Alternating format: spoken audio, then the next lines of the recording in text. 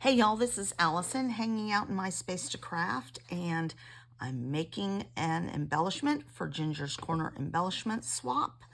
Let me show you what I'm going to make. It's a cookie swap. So let me just zoom in here. But I'm going to make a s'more. To me, that's like a cookie. You've got the cookies on either side, marshmallow. I'm going to change it up a little bit. This did not have a background on it, so I created a 0 offset to create a background for me to put all of this on, because a lot of times when people make these images, they just make the individual pieces cut apart, and then you don't have anything to put them on. But I didn't want a black outline. I just want the piece. I didn't. So I've gone in and pulled some colors. So I need 2 browns for the s'mores. So I have these. These are 8.5 by 11. They're not strictly scraps. Well, this one is a scrap. So I'm going to do these. I'm going to use the darker for the base and this for the top. And then I have a scrap for some of the chocolate, but I won't get 9 out of this. So I have another piece for chocolate, more of a milk chocolate there. And then I have some white scraps for the marshmallow. And then I've pulled out 2 different brown stains. So I'm going to walnut stain ink the cookie and vintage photo the marshmallow. I'm going to do the marshmallow in white. This is showing a beige, but I'm going to do a white and then I'm going to ink it. So let me cut these on my Cricut and I will be back. Okay, everything is cut. Let me show you what I had to do. I made a mistake when I did my offset because I did a 0 offset. But because these parts were not overlapping the other parts, it added a cut there and was a little bit separate. So I had to go back and just add a little patch to make sure that these stayed together. It's not gonna matter with it put together, but this is just easier. I really wanted a solid base on which to put everything, and so I should have made a 0.001 or something offset, and it would have filled those gaps. But that's okay. So let me start. I'm not gonna like ink everything with you, but I'm gonna just show you. I'm gonna use the vintage photo for the toastiness. And I'm gonna go pretty. I like a toasty marshmallow, so I'm going kind of heavy on my marshmallow. Not heavy, but deep, right? So it really looks toasty.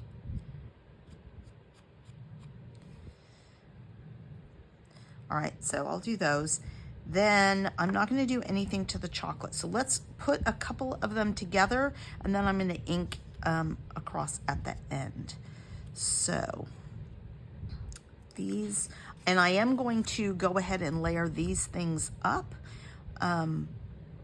because it will add more dimension. So you could get away without doing it because I used this color for the base, but we're going to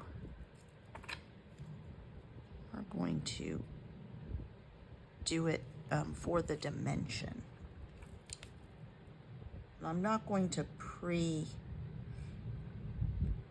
I don't think I'm going to pre-ink these. We'll put one together without pre-inking and see what we think. Make sure that's all right. So that is going to go there on the line. Super cute. And then I could ink this a little bit with walnut stain. It's just going to be harder to ink before I put it on there. But then I can get both top and bottom of it, so maybe that's a better option. All right. I'm just going to put one or two together with you, and then I will go off and finish them, and then we'll come back together to look at the finished product. Then, let's make sure I'm doing this right. I think what I need to do next is this little frame, because that's going to dictate where I put the other pieces. All right.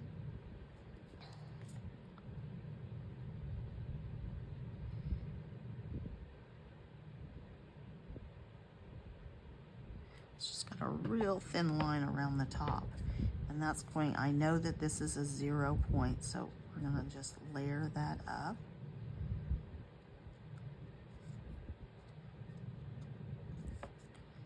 All right, and then this I definitely want to ink. And I think I'll go ahead and do the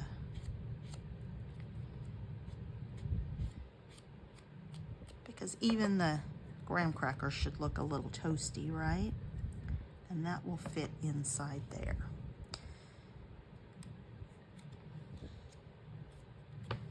And then, yeah. I decided not to add faces to these.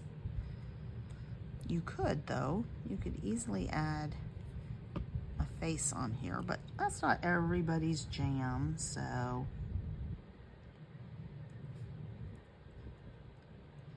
And let's add the chocolate. I think it's time for some new blades on my Cricut. This I have not inked. I don't know that my inks would show up. I don't think I have one dark enough unless I used the vintage photo. Let's see how we're looking.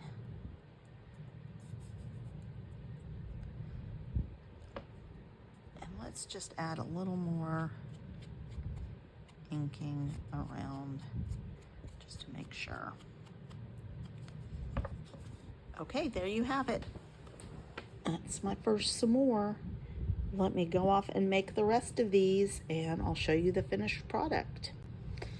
All right, I finished all. I did 9. In Ginger's Corner, you need to do 8 and a minimum of 2 layers, but I obviously have multiple layers on this, and I'm doing 9 so I can keep one.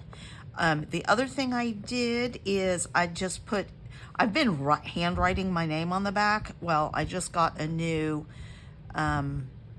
rubber stamp with Allie's Space to Craft on there, and so I've done that for all of them, and I'm going to package these up in a paper envelope.